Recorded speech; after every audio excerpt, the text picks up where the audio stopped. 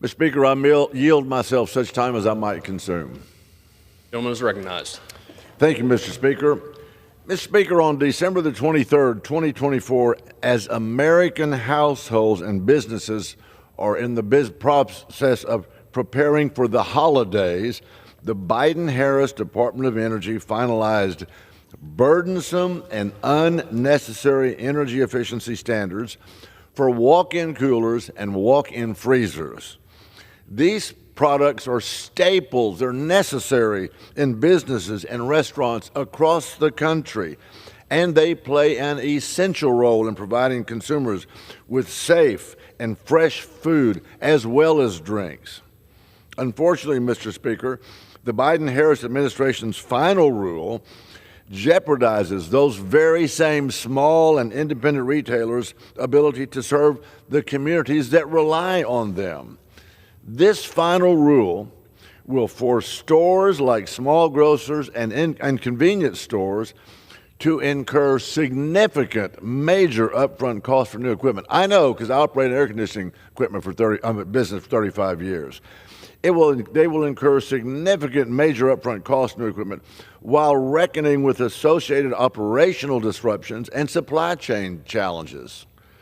The Biden-Harris DOE itself estimated that the cost of these standards, which were last updated just a handful of years ago, to be almost $1 billion with a B dollars.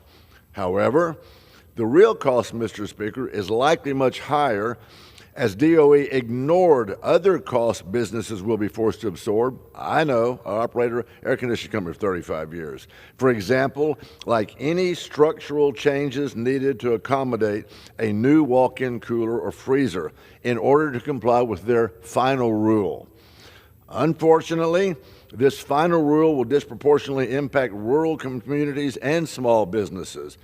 In many areas across the country, Mr. Speaker, including in my district in Texas, there are communities with limited food and drink and retail options. It's not uncommon for a convenience store to bridge that gap in providing food to American families.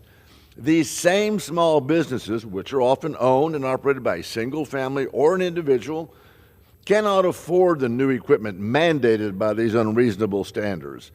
In fact, 90% of food and drink retailers are categorized as small businesses and operate, get this, with a 1 to 3% margin. That's how slim the margin is. The result will be significant costs being passed down to consumers, and in the worst case scenario, the shuttering of businesses, those mom and pop businesses that we all like, they may be shuttered, prevented from providing essential services to their very communities that they grew up in. Well, thankfully, Mr. Speaker, the House is considering H.J. Res. 24, introduced by Representative Bice of Oklahoma, to repeal this disastrous final rule. Over the last 4 years, small businesses have endured supply chain challenges, an inflationary environment, and regulatory uncertainty, just to name a few. Congress has the opportunity today to chart a new path for the small and independent retailers and grocers that feed American families by repealing this final rule. I thank the gentlelady from Oklahoma for her leadership on this issue, and I urge my colleagues to join me in supporting H.J. Res. 24. Once again, I'm going to urge all my colleagues to support, and I reserve, Mr. Speaker. Gentleman from Texas.